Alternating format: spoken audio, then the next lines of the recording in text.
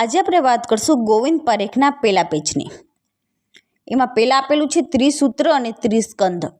તો એને આપણે એમ યાદ રાખશું કે બ્રાહ્મણ લોકો એમના સ્કંધ ઉપર એટલે કે ખંભા ઉપર શું ધારણ કરતા હોય? સૂત્ર ધારણ કરતા હોય. એમાં આવશે ત્રિસૂત્ર અને ત્રિસ્કંધમાં સેમ આવશે. એમાં આવશે હેતુ, લિંગ અને ઔષધ. હવે આપણે જોશું ત્રિદંડ. તો એને આપણે સાસ તરીકે યાદ રાખશું. તો એસ ઉપરથી સત્વ, એ ઉપરથી આત્મા અને એસ ઉપરથી શરીર. હવે આપણે જોશું ત્રિસ્તુન અને ત્રિસ્તંભ. એમાં આવશે વાત, પિત્ત અને કફ. હવે આપણે જોશું ત્રય ઉપસ્તંભ. એમાં આવશે આહાર, નિંદ્રા અને બ્રહ્મચર્ય.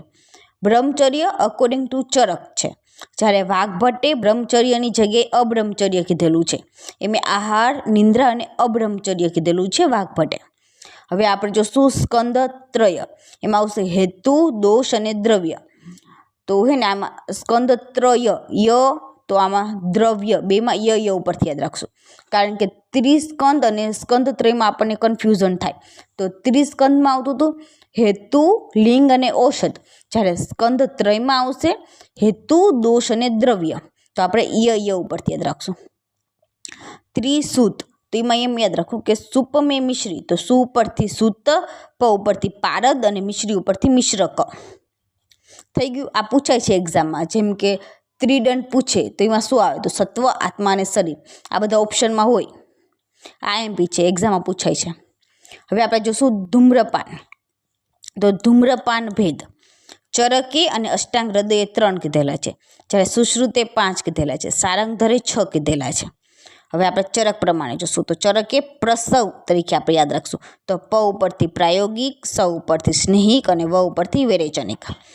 સુશ્રુતે આ 3 તો સેમ કીધેલા છે, એના સિવાય કાસગ્ન અને વામક કીધેલું છે, જ્યારે સારંગધરે એમે વ્રણ ધૂમ્રપાન એક્સ્ટ્રા કીધેલું છે. ચરકે પ્રાયોગિક, સ્નેહિક, વિરેચનિક કીધેલું છે.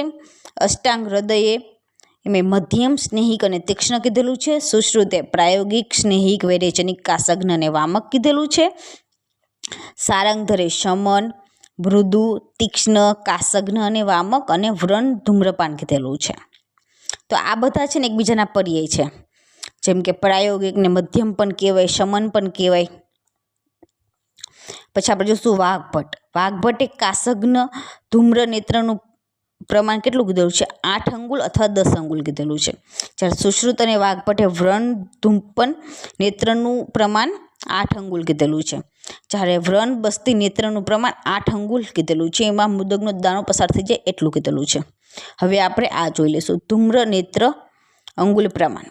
તો આપણે ને એમાં સુશ્રુત પરથી યાદ રાખશું કે સુશ્રુતનું પહેલાં આપણે યાદ રાખશું. એમાં એમ યાદ રાખશું કે 8નો ઘડિયો બોલવાનો. 8 એકા 8, 8 દુ 16. તો કાસગ્ન અને વામકમાં આવશે 16. 8 તરી 24, તો વિરેચનિકમાં આવશે 24. 8 ચોક 32, તો સ્નેહિકમાં આવશે 32. 8 50 40, તો એ સમનમાં જતું રહેવાનું, સારંગધરમાં. 8 6 48, તો પ્રાયોગિકમાં આવશે 48. ચરકનું હોય ને પહેલાં બધામાં ડિફરન્ટ છે. તો ચરકે પ્રાયોગિકનું 36 કીધેલું છે, સ્નેહિક અને વિરેચનિક બધામાં સેમ જ છે. વાઘભટ્ટે સારંગધરને ફોલો કર્યા છે પહેલા 3. તો એમાં મધ્યમમાં 40 કીધેલું છે, સ્નેહિક 32 અને તીક્ષ્ણ 24 કીધેલું છે. સુશ્રુતનું આપણે જોઈ લીધું. સારંગધરનું જોશું તો એમાં સમન 40 કીધેલું છે, મૃદુ 32, તીક્ષ્ણ 24. કાસગને મેં 16 જ કીધેલું છે સુશ્રુત પ્રમાણે, પણ એમાં વામક સુશ્રુતે 16 કીધેલું છે, જ્યારે સારંગધરે વામકનું પ્રમાણ 10 કીધેલું છે અને વ્રણ ધૂમપાન 10 કીધેલું છે. આ આપણે જોઈ લીધું. વાઘભટ્ટે કાસગ્ન ધૂમનેત્રનું પ્રમાણ 8 અંગુલ અથવા 10 અંગુલ કીધેલું છે. સુશ્રુત અને વાઘભટ્ટે વ્રણ ધૂપન નેત્રનું પ્રમાણ 8 અંગુલ કીધેલું છે.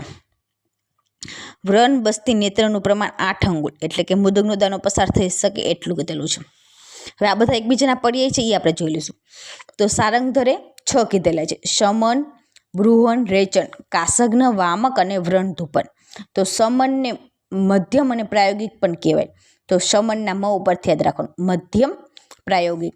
બૃહન, તો બૃહનને સ્નેહિક પણ કહેવાય અને મૃદુ પણ કહેવાય. રેચનને શોધન અને તીક્ષ્ણ.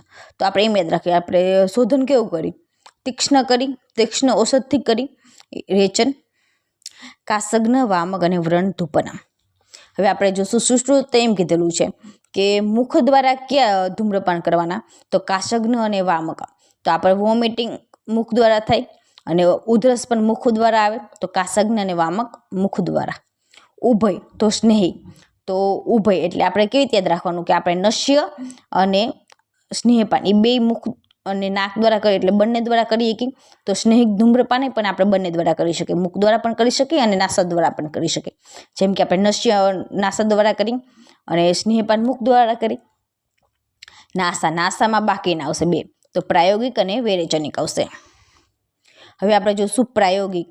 તો પ્રાયોગિક ધૂમ્રપાન દિવસમાં 2 વાર કરવાનું કીધેલું છે, સ્નેહિક 1 વાર અને વિરેચનિક 3-4 વાર. તો વિરેચનિક એટલે કે આપણે ડાયરિયા તરીકે લઈએ તો અતિસાર. તો આપણે ડાયરિયા ક્યારે, તો આપણે ડાયરિયા થાય આપણે 3-4 વાર જવું પડે વોશરૂમ. તો વિરેચનિકમાં આવશે 3-4 વાર દિવસમાં આપણે કરી શકાય ધૂમ્રપાન. હવે આપણે જોઈશું પ્રાયોગિક ધૂમ્રપાન કાળ. IMP ટોપિક છે, આ ક્વેશ્ચન પૂછાયેલો છે. પ્રાયોગિક ધૂમ્રપાન કાળ કેટલા છે? અકોર્ડિંગ ટુ ચરક તો 8 છે.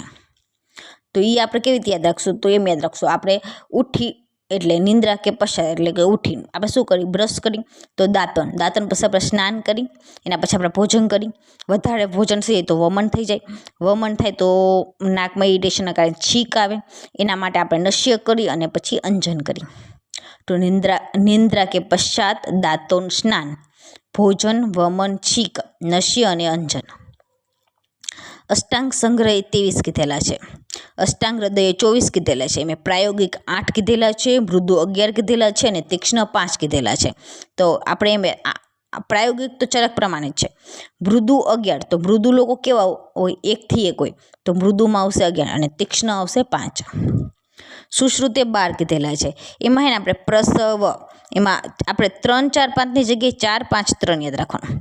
એમાં આપણે દંત પ્રક્ષાલન કર્યું, પછી સ્નાન કર્યું, પછી ભોજન કર્યું અને પછી કામે ગયા એટલે કે શસ્ત્ર કર્મોપરાંત. સ્નેહિકમાં આવશે મૂત્રત્યાગ, મૈથુન, શવથુ એટલે કે છીંક, હસને ઓર ક્રોધની કે બાદ. વિરેચનિકમાં આપણે એમ રાખવાનું, દિવસે આપણે સ્નાન કરી, બપોરે દિવાસ્વપ્ન અને સાંજે છર્દી કે પશ્ચાત. આજે સ્ટ્રીક માટે સ્નાન, દિવાસ્વપ્ન અને છર્દી કે પશ્ચાત.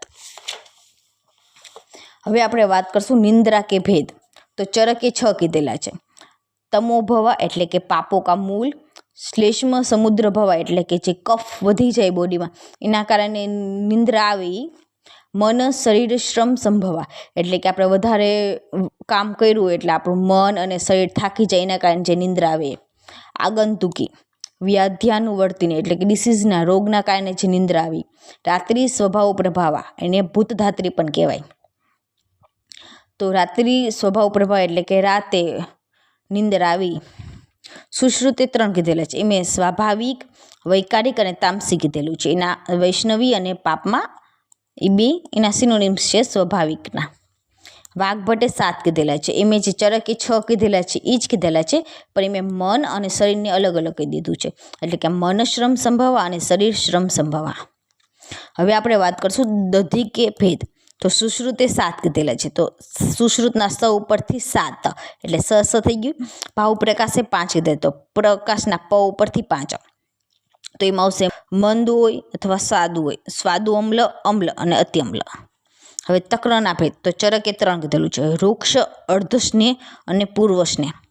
સુશ્રુતે 2 કીધેલું છે, તક્ર અને ઘોર. ભાવ પ્રકાશે 5 કીધેલું છે, તક્ર, ઘોર, મથિત, ઉદસ્વિત અને છડછિકા. હવે આપણે જોશું અધારણીય વેગ. તો ચરકે 13 કીધેલા છે, વાઘભટ્ટે 13 કીધેલા છે. જો 13 ઓપ્શનમાં ના હોય તો આપણે 14 કરી શકાય. એમ હે ને વાઘભટ્ટે ઉદ્ગારની જગ્યાએ મેં કાસ કીધેલું છે. Thank you.